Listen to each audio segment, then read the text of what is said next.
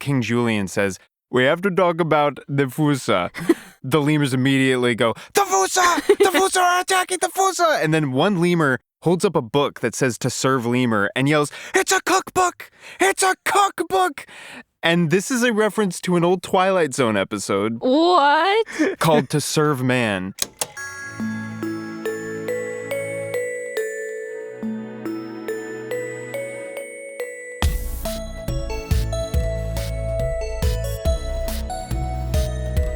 Hello, listener. We like to move it here at Nostalgia Club. And today we're going to move it on over to our favorite Dreamworks trilogy, besides all the other ones, Madagascar. My name is Jino, and to my right... I was like, which side is your right? I'm Victoria. And to my left... This is Michael. And across from me, 300 CG lemurs. And they're all doing the worst things you've ever seen. And this is our last episode of Nostalgia Club. And oh boy, are we going I'm going to restart. I'm restarting right now. Cut all this out. And this is our last episode of Nostalgia Club Season 4. And we're so glad you could join us because we're watching all three. We have watched all three Madagascar movies. Watching all three of them right now. Buckle up. In case you're wondering why this episode is like 6 hours long, no. Yes, we did watch all three movies, and boy, they sure were movies. Madagascar is very nostalgic to me, but not in a good way. At least that's how I was approaching watching these movies again for this episode.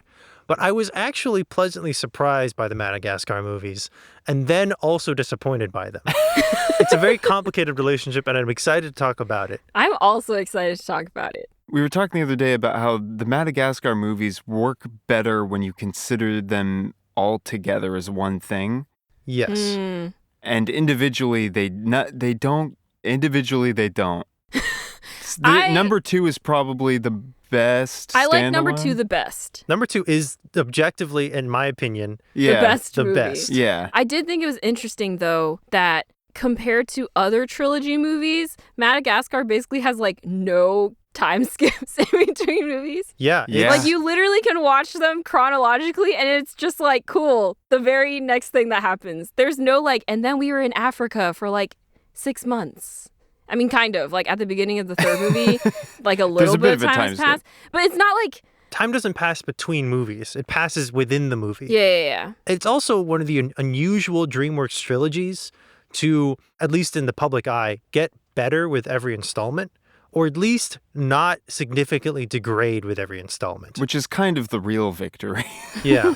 Dreamworks actually does this pretty well. Kung Fu Panda, How to Train Your Dragon, Madagascar, they're pretty good at taking like a fairly solid concept and then improving or at least iterating on it in a way that's interesting. They're able to iterate. Yes. They're able to maintain. They climb to a given altitude and then they sort of stay there. I don't know if I would say that Madagascar 3 needed to exist, though. That's true. That's true. However, it does. Yeah. However, when I think of Madagascar 3 and I'm like, did that have to exist? All I do is I think of like the sort of last scene where they make it back to New York. And I'm like, this adds That's true, something. yeah. If the arc is they leave New York and they return to New York as different people, then I can see like I think that needed to happen. I just don't think other things in the third movie needed to happen. I don't know, Victoria. Circus. You know what's funny? Because I haven't ever... Afro. I remember when ads for that movie were coming out. Yeah, because I don't remember watching this movie, but I know that specific part. I hated that song. I hated it so much. Like, that song alone convinced me, like, oh, this is where it dives. Like, they did number 2 where they actually did something with the characters, and now number 3 is just gonna tank. And when I eventually saw it on a whim, I watched it in a very legal way. It was so legal it would blow your mind how law-abiding it was in which I watched the third movie. Lady Liberty is being tossed across the courtroom by the blowback effect of how legal this act was. I watched it and I was like, this has no right being this not bad. Yeah. This has no right being this, like, competent. Because when I see the third movie in a series about animals, and the third one is they joined the circus. I'm like, I don't think this is going to be very good. And it turned out to not be bad. There actually is a lot of heart to the third movie, I will say. I'm not trying to rag on the third movie too much.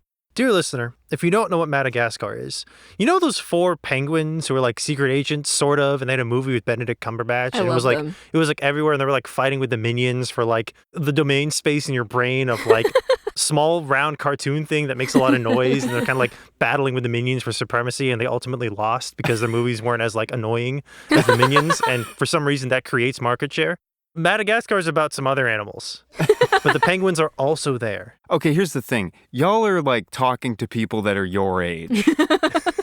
For me, you say that to someone my age or slightly older, and they're going, what are you talking about?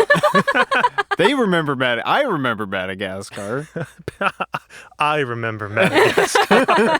We all remember Madagascar. I watched Madagascar probably like 50 times as a child. Whoa. The first one? The first one. Okay. I basically had it memorized line for line, action for action. Lion for lion. Sorry. Line for lion. I had the DVD with all the bonus commentary and the behind the scenes, and I watched those. Whoa. I don't remember anything about it, but I watched them. How old were you? Too young to understand most of the movie.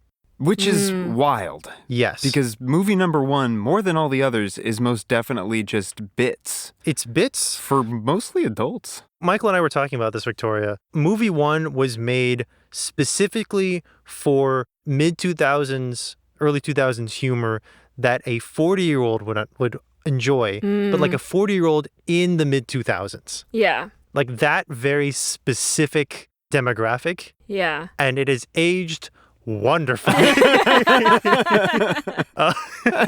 I say that only slightly sarcastically. I did really like a lot of the jokes. Yeah, I think there they're was pretty a good. joke They're about funny. where Melman is like talking about health insurance stuff, and he's like, I'm not going HMO, and I was like, oh my god. The whole bit about Connecticut too. They keep bringing back the Connecticut bit. They also liked keep that. talking about like communism. They do. Oh, They talk yeah. about communism a lot. Yeah. Through Throughout the the penguins, movies. mostly. Yeah, the penguins are like, these commies. Like, I was like, oh, okay. The penguins are like aggressively American, but Yeah, the for penguins no are clear aggressively reason. capitalist. Yeah. What? All I heard was Burr's a capitalist. Their penguins are aggressively capitalist. But it's sort of played as like a foil. Yeah. Like their aggressive capitalism sort of sets them back as much as it that's true. pushes them forward. Okay, let's back up here. Madagascar is a movie about 4 zoo animals who were raised in the Central Park Zoo, which does not have these animals. And that was very disappointing. In real life, the Central Park Zoo is very small and does not have any big animals. That was devastating for me to learn as a child. It's small in the movie, too. They just put in the big They just put the big animals in, Yeah. in containers that they should not be in, Yeah. but they make it work.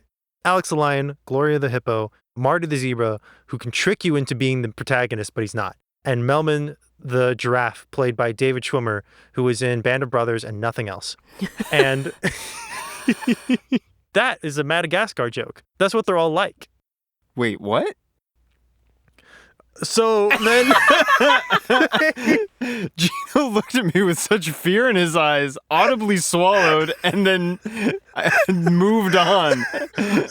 So then Marty decides to run away to Connecticut because he wants to be in the wild, but then they get caught at Grand Central Station and they get shipped off to Africa so they can return home. But Alex is really upset by this is because he's kind of like a celebrity status in New York and he doesn't want to leave his New York, which is like the only home he's known. He's the king of the beasts. But Marty's like, maybe we can go to the wild. So anyway, and then the penguins kill some people and the ship, they don't kill them in the movie, but they're definitely dead.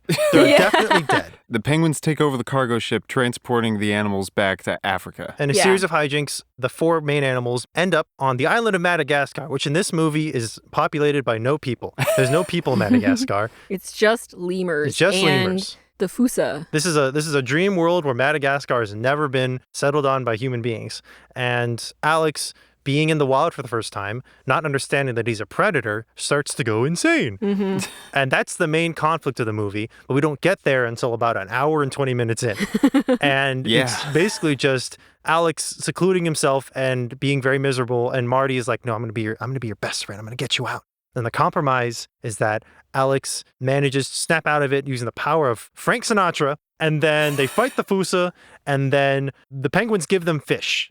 And Alex never has to eat meat again, and it's fixed, and we don't address that ever again for the rest of the movies. He eats fish now. He's a pescatarian. He loves fish. And that's kind of addressed in the second movie just a little bit, but in a way that doesn't really impact the rest of the plot. Did I do a good job? Yeah.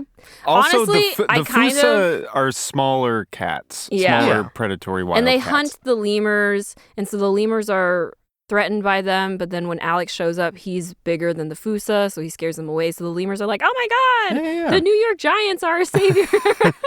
Movies filled with jokes like that. Yeah. Yeah. I kind of thought the first movie was boring. I really didn't remember the first movie at all. I obviously watched it. It's so weirdly paced, Yeah. but it's not. It feels like the only important thing that I needed to know was that Alex at one point bites Marty's butt.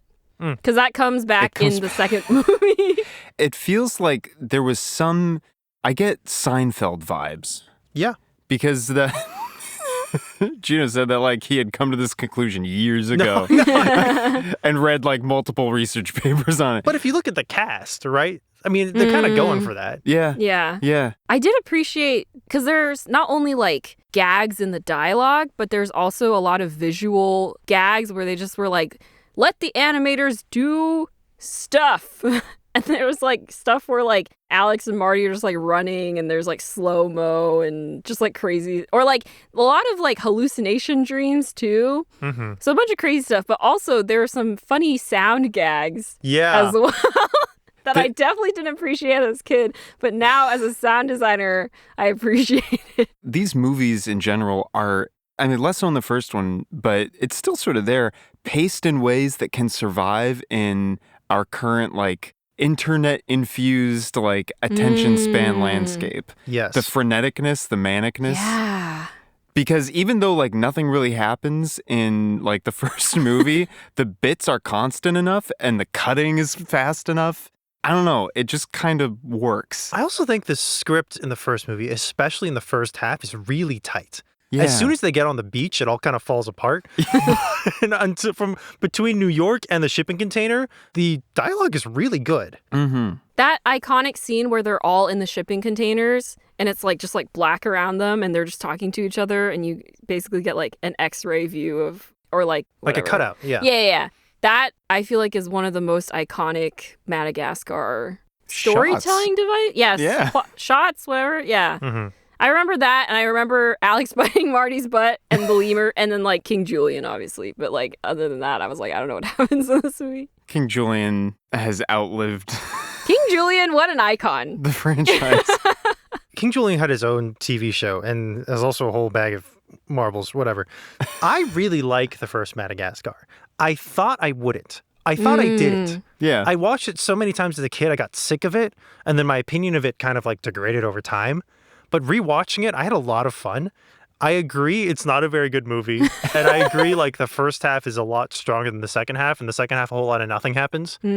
But there's like an irreverent charm about it. Not all the jokes hold up very well. And a lot of them are so like meticulously specific. Like Michael had to point one out to me.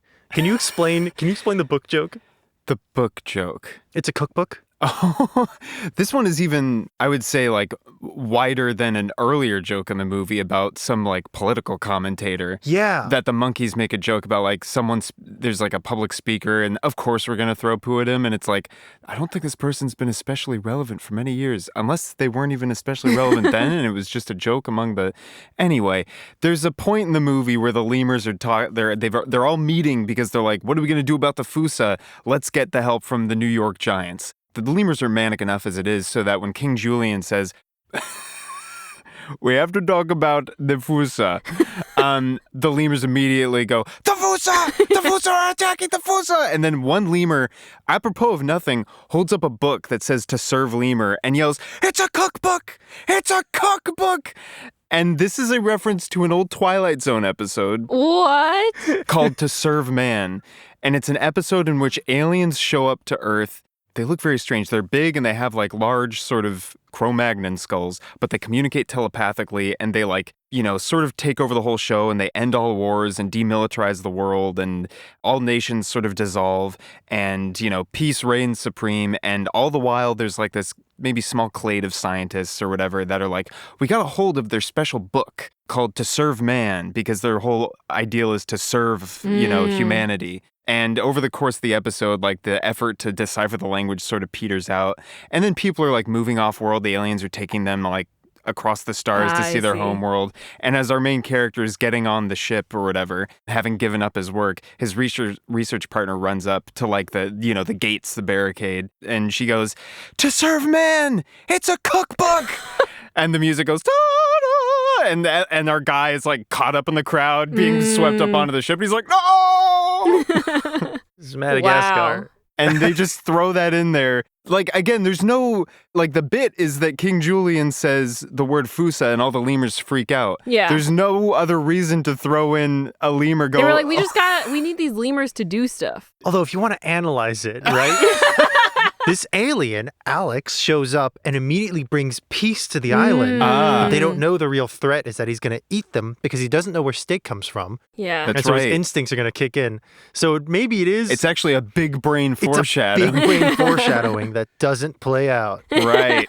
Well, it kind of does because they learn he's... It almost does, but Yeah. then they make him sushi. Have you seen that gif of the sushi master reviewing like sushi scenes in movies? It cuts to the shot of Rico like tossing the fish up, doing some like samurai moves, and the fish comes down in sushi. And then it cuts to the real life like experienced sushi master who just shakes his head and says, "For me, impossible." I like how he couches it in the term "for me." Like, I could not do this, but he could. Yeah. He's like, this penguin? Probably. Ah, That's great. this movie, according to Wikipedia, was originally just about the penguins. And then they added a secondary plot, which became the main plot. That's... Huh. And then years later, they finally, after 3 movies, several short films, and a whole TV show, finally got around to making their Penguins movie. I And it love was just penguins. okay. I didn't see the Penguins in Madagascar movie, but I love the penguins. If I could make a short aside about the Penguins, Please. who are, I think, objectively the funniest part of movie 1 and 2. Yeah. Probably not 3. I have opinions on 3. I saw 3. I think they're the funniest part of 3. I would be eager to agree with you. But 3, there's a lot of other things happening in 3 that distract me from any sort of joke. Sure. They are very funny in small doses, and they're funny because they're psychopathic and they react emotionlessly when they kill people, which is funny. But when you have a whole movie about them, suddenly they need arcs and characters and empathy, and they become extremely less funny. I can see that. So Because I- they're funny because every time you cut to the penguins, they're doing something insane. Yeah. But if you just took the clips of the penguins from Madagascar, you'd be like, what is happening? You'd Yeah. be like, this is hilarious. Yeah. And It it's would all be I hilarious, need. yeah. Yeah, like 5 minutes of this. just I like just love the complete genre tone shift that happens every time you cut to the penguins. yeah, they're always doing something completely manic and like They're like in like a unspeakable. James Bond spy movie and also on a mission to like go home to Antarctica, and then they get to Antarctica and they're like, never mind, we don't like this. Yeah, but then in the second movie, they're in like some sort of like labor dispute, Oh, like yeah. worker exploitation movie. And in the third movie, I don't know. So they're doing something else. The third movie, they're just involved in the hijinks. Yeah, the third movie, they're like more intricately like Yeah, the they main like cast. purchase the circus and Yeah, the main cast's hijinks matters to them way more in the third movie than they in do the in the third first movie, and they're just second. business owners. Yeah, so they're more involved. They're It's sort just of. trying to make money, Yeah. They also have a but also spending it way too fast. yeah. They also have a nuclear reactor, and they're very specific about it. I did laugh at that, where they're like, we outfitted this baby with a nuclear reactor or whatever. And Gloria's like, you have a nuclear reactor? And Skipper corrects her and goes, nuclear with the U. Yes. Which, How do I say it? Uh, I say it like George Bush, and it makes me very self-conscious. I secretly like that way, though. I was also raised in Texas, and I say it like George Bush. And whenever that meme came up, and when I was a kid, and people make fun of him, I'd be like, "But isn't that how you say it?" Oh. As in nucleus, I think. Nucleus, Nuclear. nuclear. Nuclear. I do like that way of saying it, though. I don't know why. 2 U's? It's just fun. Now I don't even know how I say it anymore because I'm just thinking of all the different ways to say it. Nuclear, nuclear, new. So they came out with a new movie, Madagascar 2, which is basically about they slingshot a plane off Madagascar. It crashes in Africa. That scene is very, very fun. Mm-hmm. And Alex Who discovers... said penguins can't fly? Sorry. That's good. I was telling Jino the point where they try and touch down with the plane. Kiss the ground like you kissed your sister. And the plane slams into the dirt. just a peck, just a smooch, just a kiss on the cheek, a light kiss, like you're kissing your sister. It's great. The second movie is fantastic. It's also the most emotional weight, Yeah. which is great. Alex is like, oh my God, I'm back home. There's my family. And then... Sorry, I was thinking about the plane crash again. Wait, Victoria, what's your favorite joke of the second movie? Because I have a definitive answer for me. Wait, I think I wrote it down. Listen to Ghost Inspectors wherever you get your podcasts. A story about two detectives who must solve their own murder, written by Victoria Chang and directed by Victoria Chang. And here's her favorite joke of Madagascar 2. This is so terrible. But the one I did write down is basically like the penguins steal a truck. Yes. That's my favorite too.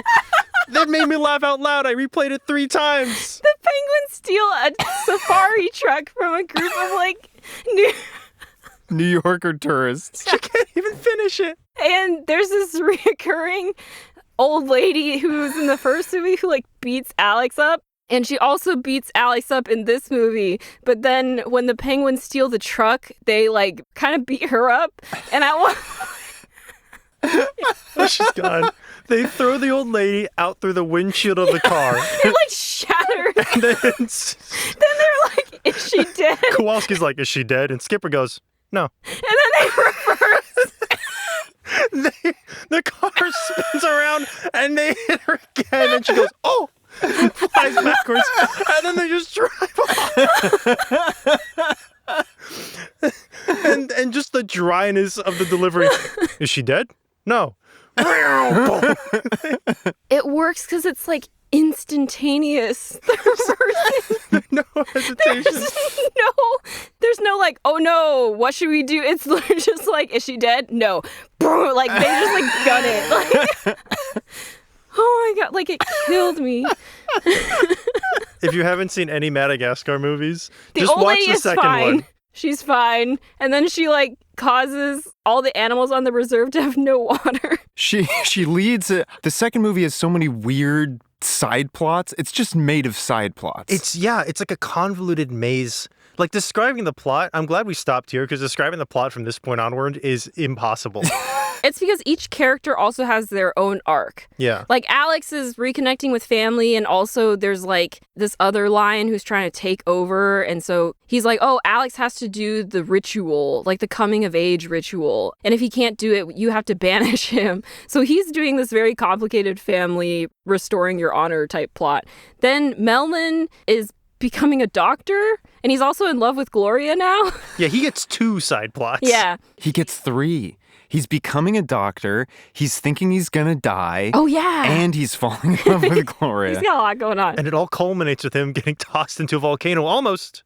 But then Gloria saves him. So when that The music in that scene surprised me with its intensity anyway. Actually, like, my key Madagascar memories in this movie are tied to the main Madagascar theme, which is later in the plot. Good. Yeah. It's really good. Because when they played it in the first movie, I was like, wait, it's bringing back the, like, excitement feelings, but like when it happens in the first movie, you're just kind of like, my memory of this song is not tied to this scene. So I figured it happened in the second movie, and then when it happened, I was like, yeah, that's what happened. Yeah.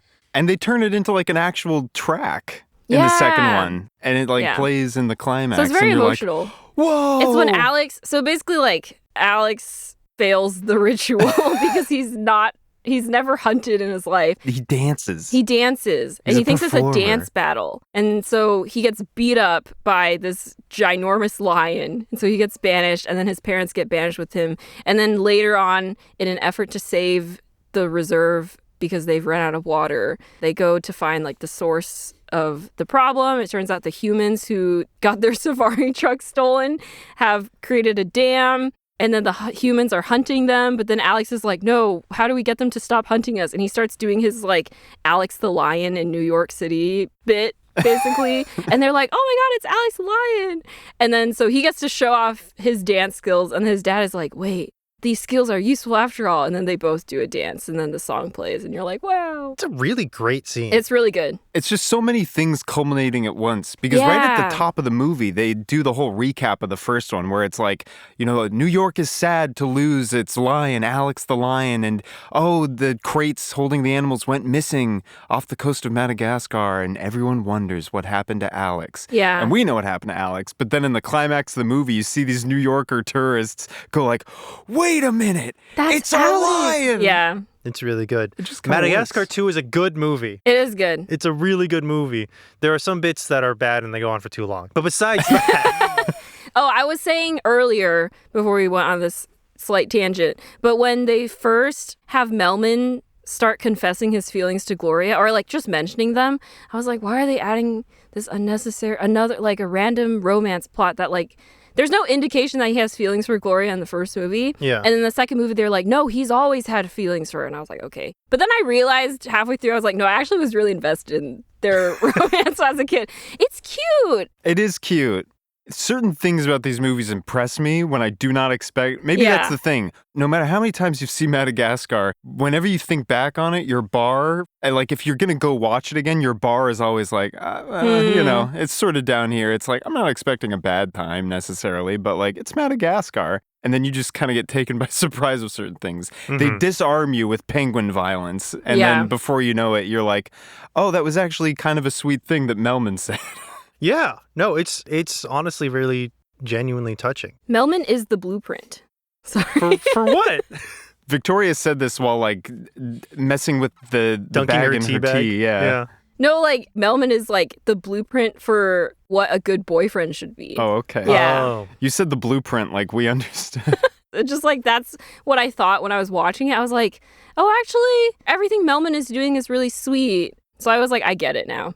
The thing that really especially ties, I think, a lot of these movies together, especially the first two, is that the vocal performances and I feel like the direction/editing of all of the vocals is really good. Really good. There's a lot of scenes where you have, even in just the first one, where it's just our core cast, it feels like you're privy to an actual, like, half-bickering conversation between friends where, like, everyone's kind of talking at once. Yeah. And, like, two people are having a side conversation and, like, someone's saying something that nobody else hears. And it, like, feels real in that regard. And it's, like, not even designed for you to, like, hear everything that everyone's saying, but it just feels natural in that way. There's like an improvised air to it, Yeah. but it doesn't feel improvised in that it kind of just goes on and meanders, except for one specific scene. That, you know, the scene after the plane crashes in Madagascar 2, and then Alex and Skipper start arguing for no apparent reason about who's in charge? Did that scene feel like it went on for a while and didn't really have a point and was kind of meandering? It didn't pop out to me. If I think about it now, I'm like, yeah, like a little bit. It felt like to me, because Skipper is voiced by the director of the movie, so it felt like to me that Ben Stiller and the director just started improvising in the booth, and the director liked it, so he left the whole thing in. And now we have this big, long argument about who's in charge that doesn't really go anywhere and have any bearing on the rest of the movie. That's true. They do argue about who's in charge for a while, and then Alex just decides, no, you should be in charge at the end. Yeah. Yeah.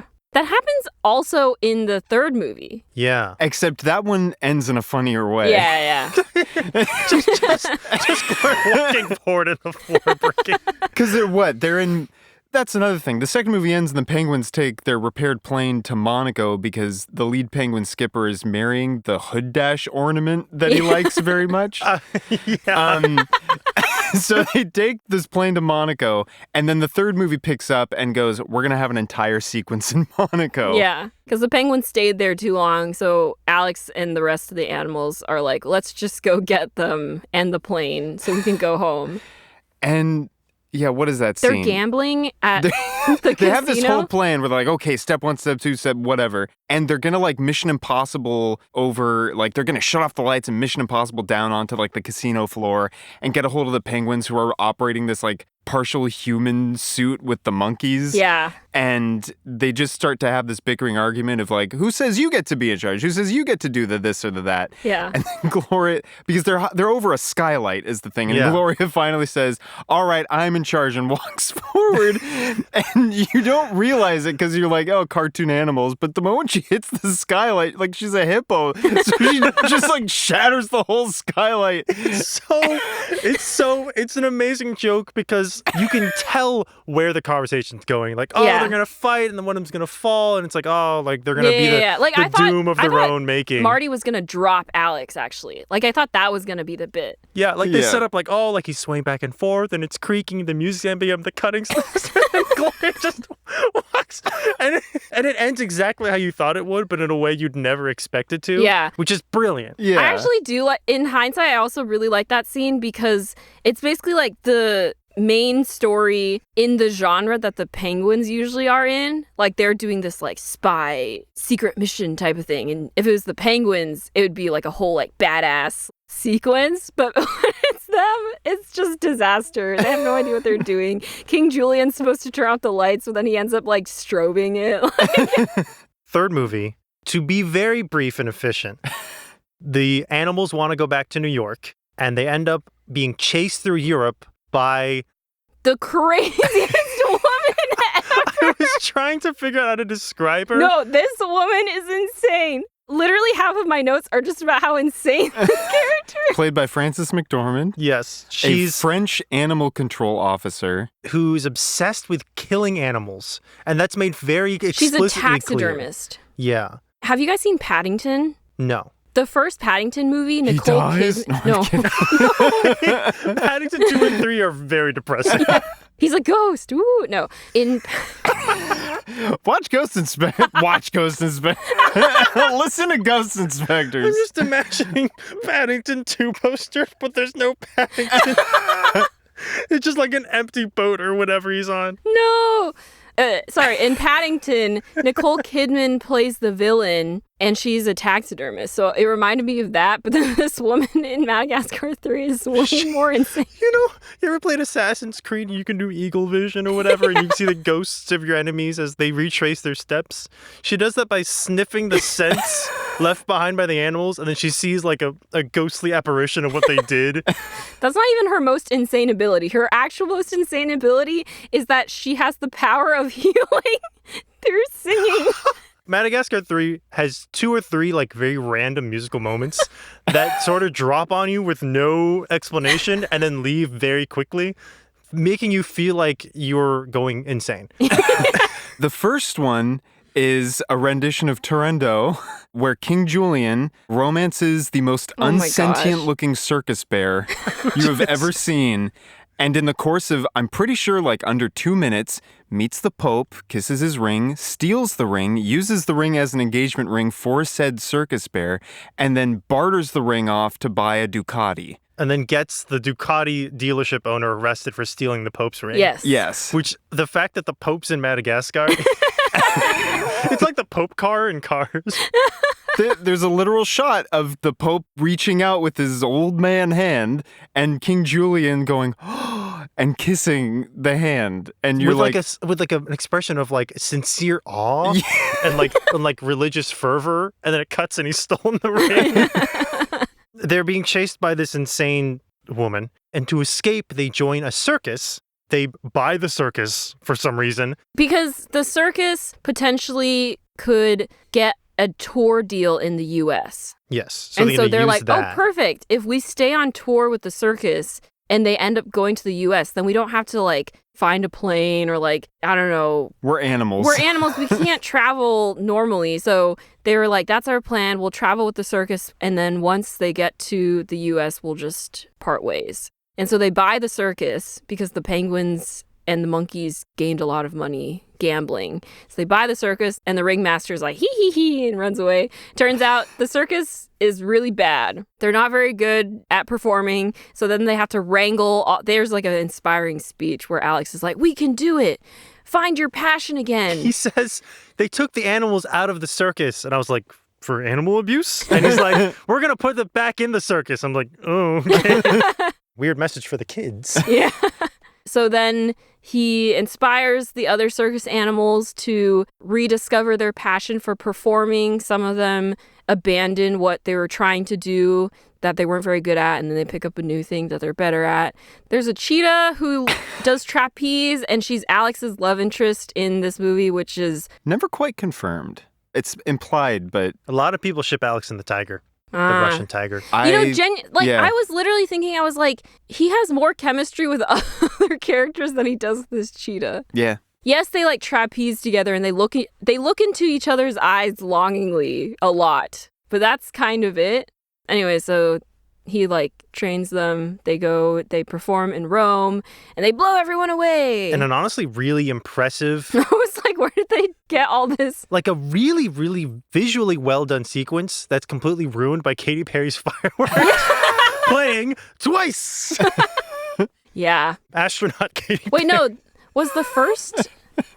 The first performance was in Rome. I think the you second meant one hero was somewhere Katy else. Perry.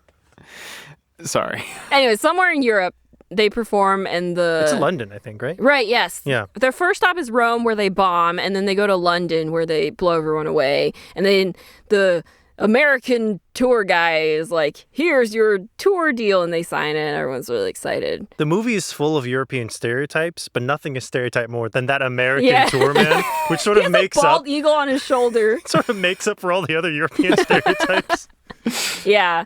Then the circus animals find out that Alex and the others lied about being circus performers in order to get onto the train. And now they know that they plan to leave them once they get to New York. Yeah, they lied to get on the train, but like they also saved your circus. Yeah. And they're doing good. I don't know. Yeah. I think the betrayal would have been more that they plan to leave. Yeah. Yeah. Yeah. But they really are like, you pretended to be circus animals. We thought you were one of us. And I was like, guys, they were going to die. You should have died. The crazy animal control people were going to get them. Yeah. So they go back to New York. I guess the way the animals transport themselves over water is, in both cases in this movie, questionable at best. The first one, they swim to Europe with snorkels. And the second one was... It comes out of nowhere. Like, it just cuts to Monaco, and they're just there. And I was like, what? I do love the idea of all of these animals having to, like, pack themselves into crates and, like, just wade out a long sea all right, voyage. It's time like, to go oh, on tour. gosh. And then the second time when they cross the Atlantic Ocean, they tie a dinghy to the back of this ocean, like, cargo ship, and they plop the four main animals on this dinghy, and I guess they sit there for, like, 3 weeks. They make it back to New York, and the animals have this sort of like, oh, wow, it's a lot smaller than we remember. Mm-hmm. We've changed a lot. Maybe we don't want to go home to these tiny little animal rights violation pens. Maybe we do want to join the circus. And like, New York was our home, but then it wasn't. And Africa was our home, but then it wasn't. So now we're our home. And then they get captured anyway, and they get thrown in cages. And now there's tall barbed wire fences, and it looks like a prison. And that's the metaphor. And then the circus saves them. And they circus take the shows up? circus on a hot air balloon. And they show up and they do crazy tricks that defy the laws of physics. They defy the laws of physics a lot in this movie, though. They defy the laws a lot in this movie as well. And it's fine. And they're great. And they're back with the circus. And the crazy lady, do you remember what happens to her? She ends up in Alex's pen. Then they shoot her with her own dart gun. Oh, And yeah. so she passes out, but I assume they sent her back to Monaco after that. Well, because in the middle of the movie, she, like, in her fervor, she, crosses from... Are you talking about when she gets arrested by the Italian police? That's the one, yes. Because she tries to steal an Italian police officer's, like, moped. Yeah. And then they, arrest her and try to, like, ship her back. And then she, like, traps them all in a pit. Mm-hmm. She assaults them all, and then she imprisons them. It did give me one of my more favorite lines, which was after she, like, traps them all in a pit, because there's all these, like, red herrings for ways she escaped her cell.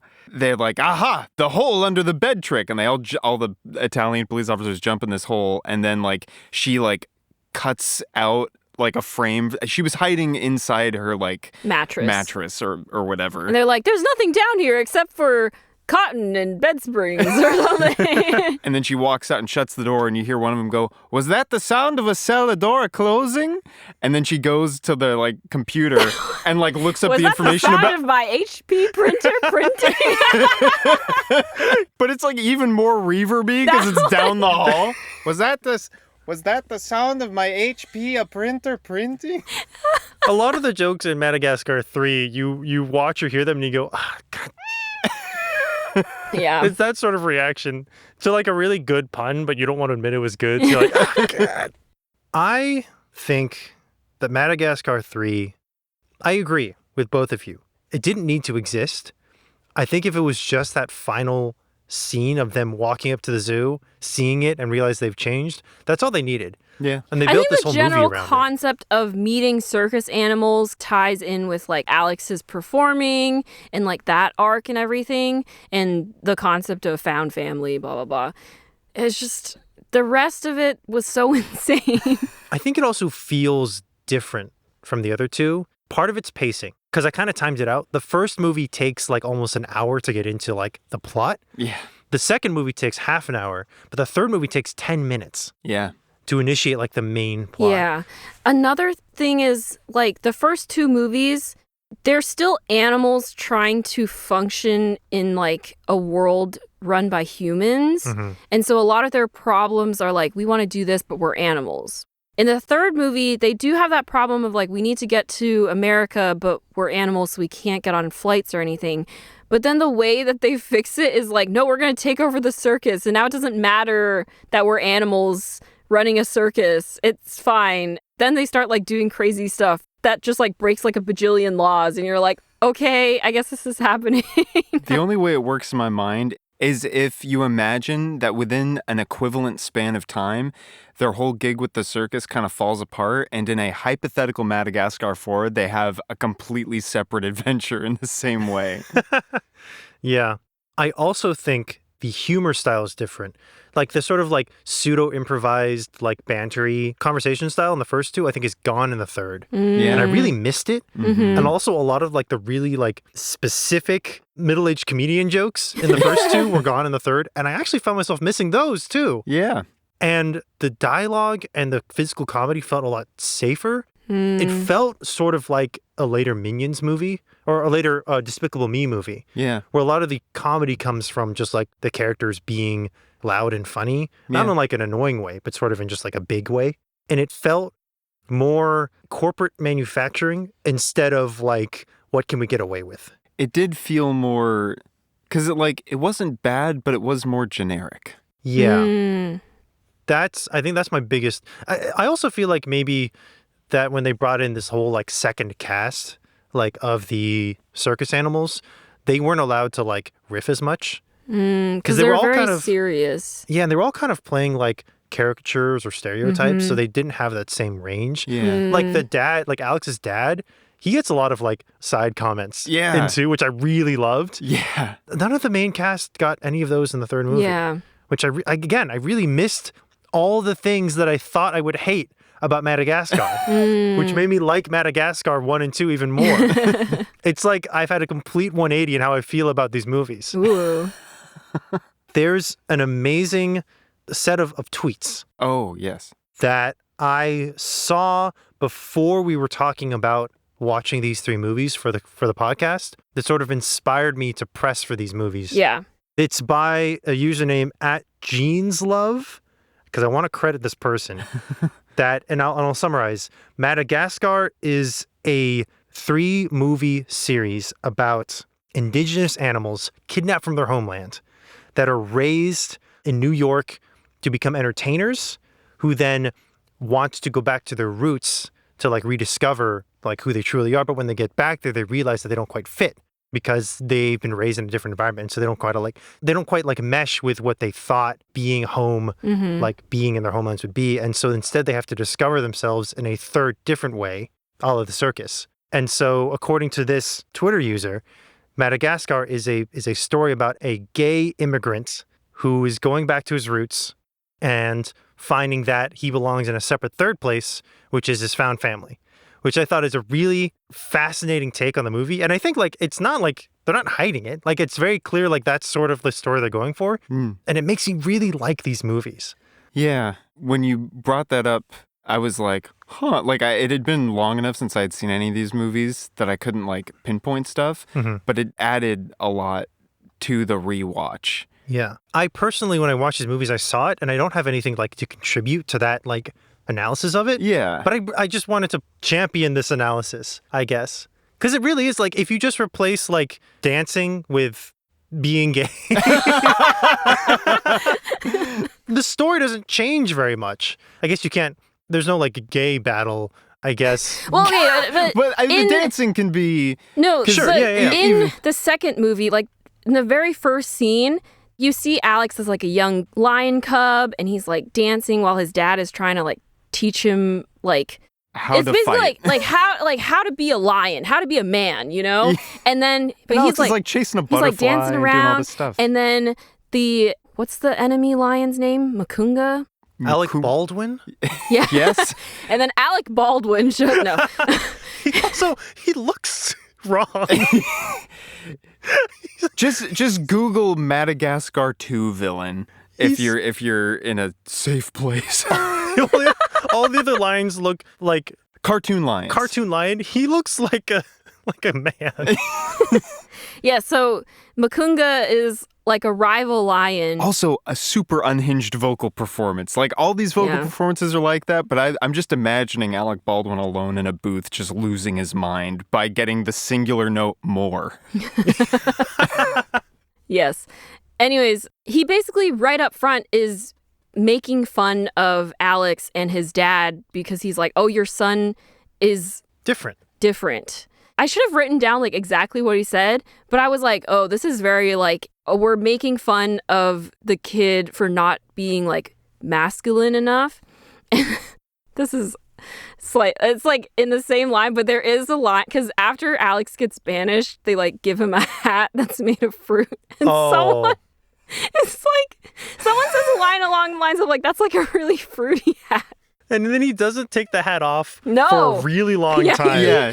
He has the hat on for basically the rest of the movie. The hat goes on, and it's like kind of a joke, but it's more like just like a character moment, like a humiliation, and it's Yeah. also sort of like a metaphor. But the longer the hat stays on Alex, the funnier it gets. Because you kind of expect like someone to eat the hat at some point. Or you're but just that never like, he happens. doesn't need to wear, he's on a mission to like, I think he actually stops wearing it when he goes on the mission. It doesn't come off until it's speared by a Oh, hunter. right. Yeah. So he's So like that's how- creeping through the jungle with this giant tall fruit hat that's like easily a third of his like height. Yeah. He also makes his big like self-sacrificing like I will go discover the source of the water with the hat on. Yeah. It's great. He's having you're like right. a tough like discussion with his father over like the ceremony and everything I was supposed to be with the hat on. Yeah, because the main conflict between Alex and his father is like his father really regrets that Alex got poached and he feels like it was his fault.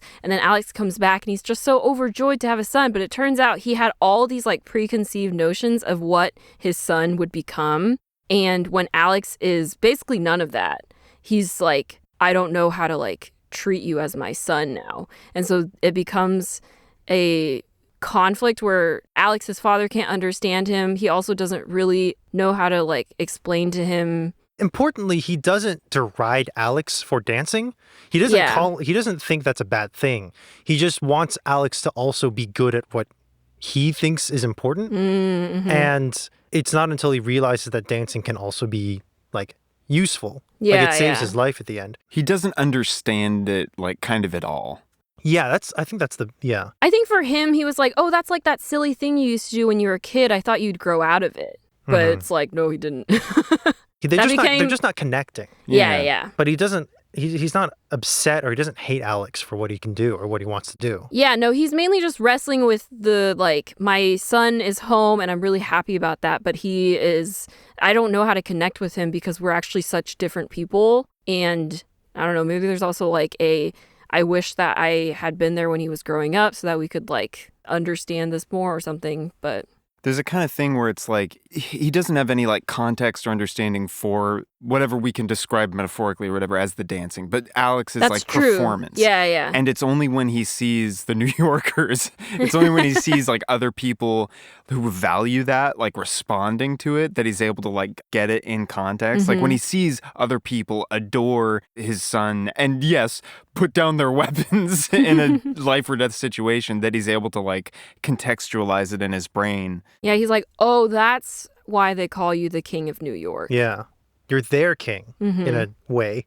I think it's just a really like nuanced, maybe nuance isn't the right word, but it's effective and it's not done in a way that's like pandering or insulting. It's just like honest and it's just what it needs to be. Yeah. And I really appreciate that. Yeah. It's very joyful. Yeah. I'm just glad they made it. And then the whole thing about coming home to New York and realizing you don't belong there either. I think that's also like... It's a general immigrant experience of feeling like you don't really belong in one place or the other. So that, I think, was done well, too. Yeah. These movies have a lot of dated jokes. And some of those jokes are problematic. And sometimes also the premise itself hasn't aged very well. But I think the core, like, thematic journey of the characters has aged very well. Yeah. Yeah. And I really appreciate, especially for a movie, like a series made, like the first movie came out in, like, what, 2005 or something? Mm-hmm. So, good job, Ben Stiller. In my hunt to find this tweet again, because I'd lost it, it was like a screenshot that showed up on Instagram or something. But I also found a big, long, like, analysis of the second movie on Tumblr titled Alex the Lion is Gay that just goes on and on about all the, like, the metaphor and stuff. So, you know, this isn't like an uncommon sentiment. That's why the kind of love interest in the third movie was kind of like, okay. Felt pretty forced. Yeah. Even for King Julian. King Julian got nerfed in the third movie. Yeah, he did. He got significantly nerfed. Also, the penguins, I think, also got nerfed. Yeah. I think all the animals got nerfed in the third movie. Everything got toned down ultimately. But my favorite King Julian line in number 2 is when he's talking to Melman about, because Melman's like, I'm going to die. And Julian's talking about like what he would do if he only had like one day.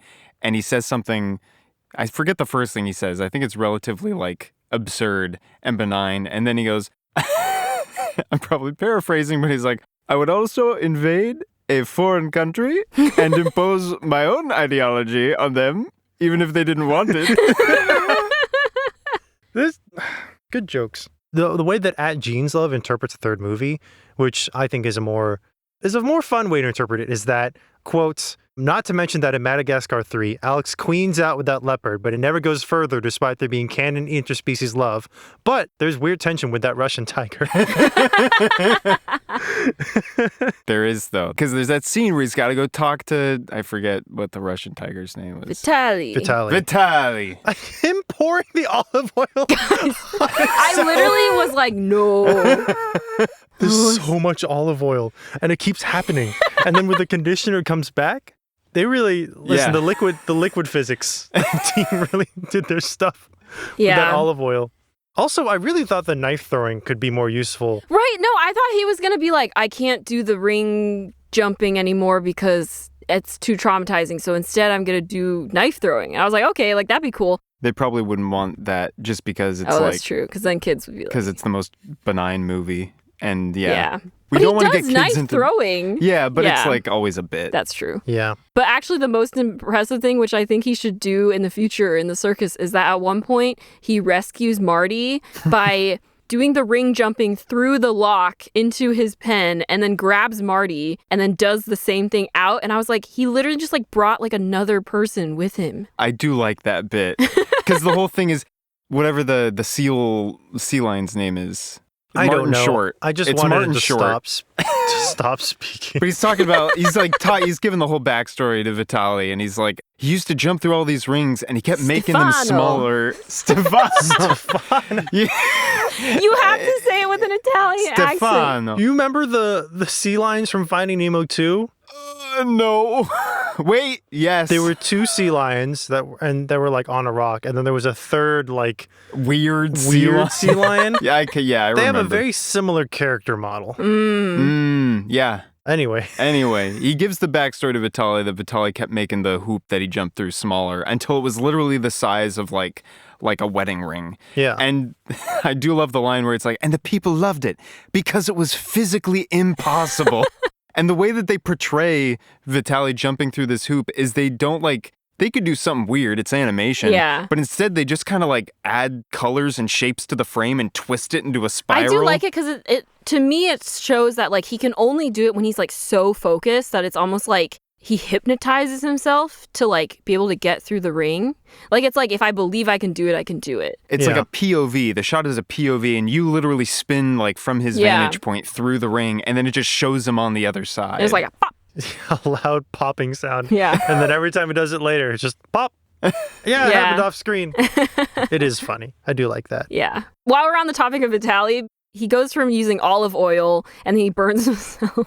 And he's like, oh, my fur's all prickly now and it's not soft, so I can't do my trick anymore. And then Alex is like, I got something for you. And he gives him a bottle of conditioner. He's like, you can use this and your fur will be all soft. And I was like, he basically taught this Russian tiger how to do skincare. Yeah. Wow. Yeah, like before this tiger was like, I just use soap and water, like bar soap and water or whatever. Nothing against bar soap and water. Yeah, nothing against bar soap and water. Nothing wrong with it. Nothing wrong with bar soap and water. But also, you know, it's okay not for any reason. We've done this bit before. I just thought that was funny. I agree. That's my thing about 3 is that it is funny and it's fun, but I think it just tried to cram too much into an hour and a half, and it sort of loses the Madagascar essence that 1 and 2 had, which at the time people didn't like about 1 and 2, but now I really like about 1 and 2. I mean, hey, it's what got them to 3. Yeah. If you think about it like that. No, it's good. It's good. Any final Madagascar thoughts? I know we've done a lot of yelling. I've done a lot of yelling. It's been a while since I've laughed that hard on a Nostalgia Club episode, so I apologize. For hitting the old woman. That makes me sound so terrible. But it is the funniest part of the movie. I do love... It was made funnier by the fact that you also thought that was funny. I do love that subplot, though, because like the most sensible thing is our Jeep has been stolen. Yeah. We're on the road. Let's just wait for another Jeep to come by. It's a tour road. Yeah. But like all of these like New Yorker tourists are like so impressed with this lady who was able to beat up a lion that when and this like lady survive getting hit by a car twice. they're like, wow, you're pretty tough. And she just starts like, because the tour guide is like a local and he's like, well, just wait here. And then everyone turns and this old woman is just walking into the trees with this little hobbling gait. And all these New Yorkers are like, oh, I'm going to follow her. She's tough. And this poor tour guide is like, no, go. Yeah. And then they build a miniature New York society. Yeah. Damming up a river for no reason. For no reason. Again, it works better than it reasonably should. Yeah. The whole union negotiations with the chimps. Yeah. Towards That was the really end. funny. Someone, again, when I was looking for these series of tweets, I ended up reading a lot of Madagascar discourse. And someone was like, in the middle of their climax, which is like paced like a standard like animated climax, like fast cuts, like short scenes, like rollicking, like racing towards the finish. They have to stop it. They have to pause it for 2 whole minutes for these penguins and chimps to debate maternity leave. The whole pacing just crashes to a halt for this long joke. And then it just keeps going like nothing's happened. And that is why Madagascar 2 is the best Madagascar movie. I did really like that moment. I thought it was very funny. I'm just really impressed with the plotting of Madagascar 2. I think they did a really good job. Yeah. Everyone gets their screen time. Everyone gets their arc. There's no like extraneous, useless arc. Yeah. Yeah. It's a testament, I think, to it that a big portion of this discussion of ours has just been us going, remember this bit? That was hilarious. But it's fun to do that. Yeah. Now that we've said all this, recently Madagascar returned into public discourse because someone tweeted, delete one of these 4 franchises forever. Madagascar, Shrek, How to Train Your Dragon, and Kung Fu Panda. We've talked about 3 out of 4 of these. If you had to delete one, which one would you delete? If we're going to be like logical or whatever, you can't delete Shrek because Shrek made all the other ones happen. But if it was like... Don't be boring. Don't. right. But if it was just like move on, like starting now, it's gone. Yeah. Right. I'm going to be blasphemous I'd probably say Shrek. Yeah, because Shrek has kind of overstayed its welcome, maybe. Yeah. Well, I like Shrek. I really like the most recent Puss in Boots movie. yeah. But Shrek doesn't make me laugh like the dumb, stupid Madagascar jokes make me laugh. Yeah, that's kind of what it is. I think Shrek is objectively a better movie. Yeah. And Shrek 2 is objectively better than Madagascar 2. But Madagascar 2 makes me laugh way more than Shrek 2. Yeah. And when you look at the other options on that list, which are How to Train Your Dragon and Kung Fu Panda, it's like... I'm not getting rid of How to Train Your Dragon. So many people said How to Train Your Dragon. I was like, are you insane? No. No, you can't do that. And no movie... This is coming from someone who pretty much just likes the first one the most. Like... That's fair.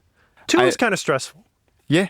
Yeah. And honestly, I haven't seen How to Train Your Dragon 3. I haven't seen any of the thirds of any of these trilogies. Really? Until now, I had not seen Madagascar 3. I haven't seen How to Train Your Dragon 3. I haven't seen Shrek 3. And I have not seen Kung Fu Panda 3. You know what? I'm noticing a pattern. I feel like the third ones of each of these like trilogies are possibly the most like generic.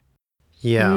Like when I think of Kung Fu Panda 3 and compare it with 2, I'm like, 2 was... We can't delete Kung Fu Panda because this scene is my favorite scene ever, which is where Po is talking to Tigress on a boat. And he's like, Tigress, I have something really serious to tell you. And Tigress is like preparing herself. She's like, okay, this is my friend. I want to like be there for him. And he's like, my dad isn't my real dad. And she's like, blank face. She's like, the goose. And he's like, yeah, like, isn't that crazy? The way it's his face, though, like the wide eyes, like earnest, like nodding. Yeah. Like, yeah. Like, my dad is, the Tigress goose is not my dad. the best friend ever. Like, she's just like, okay, I respect that this was a Doesn't really she say, that must have been quite a shock? Yeah. She's like, Dreamworks is really funny. Yeah.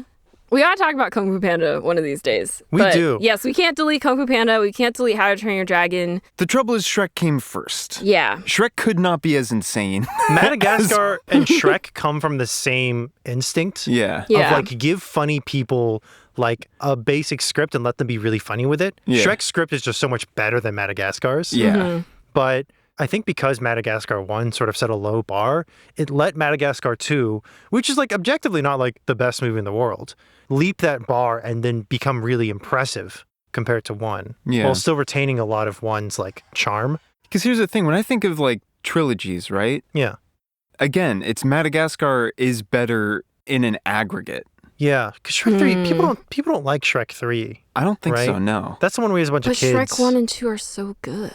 I still have the controversial opinion that Shrek 1's better than Shrek 2. In my- No, Right. wait, Shrek 3... It was Shrek 3. No, They have a bunch Shrek... of kids. No, because Fiona's pregnant, I think, in Shrek 3. I remember that's a bit.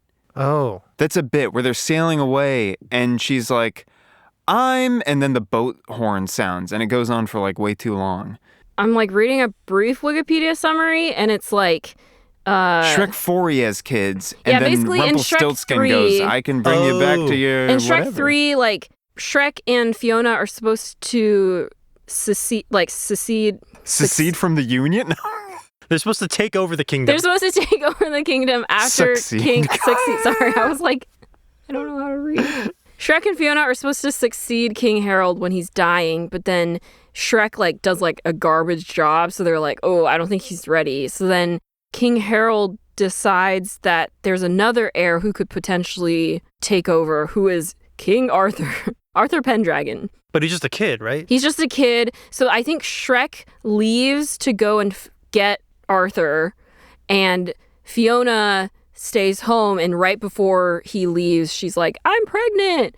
But he like doesn't get a chance to talk to her about it. He's just like, oh God, I'm going to be a father. And he has to sit with that for like the rest of the movie. And meanwhile, Fiona's at home doing like baby shower, stuff like that. And Is it other like, stuff I have to happens. be a father, and now here's this young kid named Arthur. Yeah, probably. Hey, you haven't seen it? I haven't seen it. Have you seen it? A long time ago. I remember very little. Should I we do think Shrek 3? It's hard. I'm like, part of me wants to save Shrek over Madagascar, mainly because I just think the first 2 movies are better movies. But then, like, now that we've like said this whole thing about the Madagascar trilogy, I feel bad. I'll give up Madagascar if I And really we don't all have have to agree, by the way. No, we Listen. do have to agree. This is happening right now. It's real. It's up to Nostalgia Club. Whatever we decide here, suddenly it blinks out of existence. It's Pride Month. We can't get rid of Madagascar. Be a hate crime. No, don't do this to me. Victoria, we can't delete our dancing queen. If we delete Madagascar, this whole episode doesn't exist. That's true. What if Yeah. we just spent an hour and a half talking about? Just Thanos snapped the. But our Shrek episode was also good. Yeah, Luckily, we don't actually have to choose. that's true. Hypotheticals are just hypotheticals. Yeah. Let's talk about what really matters. Like the Madagascar Penguins movie, starring Benedict Cumberbatch. I need to watch it. Penguins. I know that Penguins. the penguins. Penguins. I know that it's not a good movie, but I do want to watch it because I just like the penguins. It's a lot of puns. Mm. It's a lot of puns. And the main character drama is about Skipper respecting Private. Huh. That's basically it. Private's kind of the butt of a lot of like physical jokes. Yeah. He's sort of like fully expendable.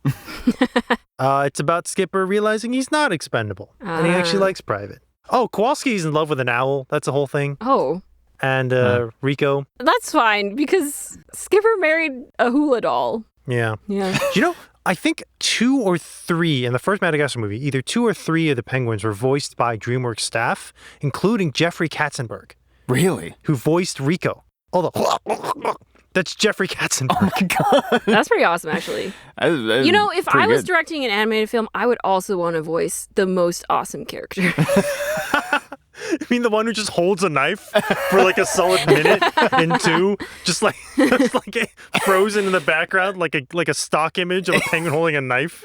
he's got his like head tilted down, so he's like looking like up from underneath his brows, just the most menacing. I don't know. Deranged. Maybe that's why they kept that scene in of Skipper and Alex arguing. Is because Rico has a knife and they're like, we can't cut this. Katzenberg's Hork is in it. Yeah, I don't think he was in the second movie. I think he just did the one and then they passed off his to someone else. Dang. He was like, I can't, guys. Respect. He's got bigger things to worry about. He's got bigger things to. Well, thank you so much for joining us on this wacky 3-movie adventure where we talked about Madagascar. And thank you so much for listening all season. We will be back sometime. I don't want to say very soon, but I hope for it to be soon with season 5 because we already have a lot of ideas for what we're going to cover in season 5. And I'm very excited. And yeah. More IQ! We have 60 episodes of this show. Wow. Over 60 episodes if you count recaps and bonus episodes. I gotta say, this is, I think, our least unhinged season finale yet. Because we really liked the thing. Yeah. We gotta watch some bad movies. Well, we're watching Shark Tale. We're releasing these out of order, but we're recording Shark Tale last. Yeah. So go back last week. And I Maybe don't that know one will be more unhinged. I don't know what that's going to be yet. Yeah. We'll find out. We'll find out. You already know, listener, and my mom. Thanks for buying Madagascar and letting me watch it a million times. Those jokes were not for kids. Not in like a bad way. They were just like a lot of like. There's like a reference to the Planet of the Apes, like the OG one. Yeah. So it's You like burned that. it all. I also gotta say there were a lot of specifically like New Yorker jokes Yeah. that like I grew up in Colorado. I'd never been to New York. I was like, what am I supposed to do with this? I was telling Michael this, but Madagascar and a picture book ahead of like iconic New York places. That was all I had about New York.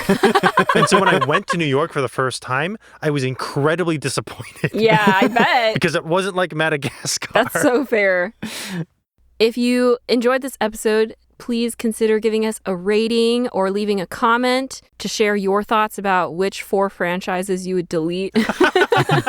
Or if you agree or disagree with our Madagascar thoughts, you can also send us an email at nostalgiclubpodcast@gmail.com or follow us on Instagram at nostalgiclubpodcast. We also are under Mouse Knight Studios, so you can follow us at Mouse Knight Studios to hear all about our other shows, which right now is just one, but will be more soon. And you can also support us on Ko-fi. Yeah.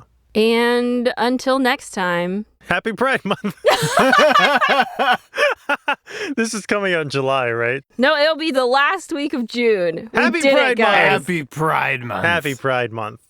I like to move it goes way harder than it has any right to. It's I true. know it's a cover, Yeah. but the Madagascar cover, yeah, it slaps. it's an earworm. That Yeah. was in my 2007 iPod Nano. Can we end with we didn't say King Julian at all in this episode. King Julian. I can't do it. The shot of when King Julian goes off the side of the building Oh with yeah. the nuke. No. Okay, wait. Sorry. It zooms in on Maurice, who And just he's like, he starts smiling. Okay, we He's haven't like, talked about "I'm Maurice free." at all. Maurice. So here, The real main quick, character. Maurice is King Julian's second in command. His like advisor. Yeah, and there's a point. He's just so beleaguered. There's a point where King Julian goes off the side of a building with the nuke, the truck, the mechanical monstrosity the penguins have made. He looks like he's gonna die in a bomb that will level the city. And it's like slow-mo and Mort is horrified. And then you see Maurice and he's like, wait, this could be it. I'm finally free. And then King Julian gets rescued. And then you see it cuts back to Maurice and his smile is falling. And you're just like, no. And it's just like a part of the frame, right? Cedric the Entertainer gets like less than a dozen lines that whole movie. Yeah. Maybe like less than half a dozen. I don't even know if he has lines, but he has that one reaction shot and then top billing in the credits. You know, actually, for that alone, we can save Madagascar. Okay, we'll catch you all in season 5. Hey, before we cut back to Michael's amazing rendition of I Like to Move It, No. we want to talk to you about a brand new show that our friends KJ and Pippa have been putting together for a while now, and they finally released, and you can listen to episodes now. It's called Only Two Movies. You know that meme where someone's only seen one movie and then they see a second movie? And because they've only seen two movies in their life, they can only relate things in the second movie back to the first movie. Yeah. So I know it's that. It's like how that. we on this show are always like, it's just like in How to Train Your Dragon, because like we now have like a huge mountain of like media that we all know about and we can refer to. But imagine if you only had one piece of media you could refer to. Yeah. KJ and Pippa enter an alternate universe where they've only ever seen two movies. And they talk about those two movies. And they reference, they do criticism of the movie as if they've only seen two movies. Yeah, and it's the great. order does matter. Where the movie they watch first is like the movie, and the movie they watch second, they're comparing to the first movie. Mm-hmm. They describe it in their podcast about section as the only podcast celebrating the death of media literacy, which In the first episode, they talk about polite society as it refers to the only other movie, the Super Mario Brothers movie. Yeah. Check it out if you're looking for another show to listen to while we're on a little break. We highly recommend. And now Now back to I like Michael. to move it. I like to move it. I like to move it. I like to move it. She like to Move it.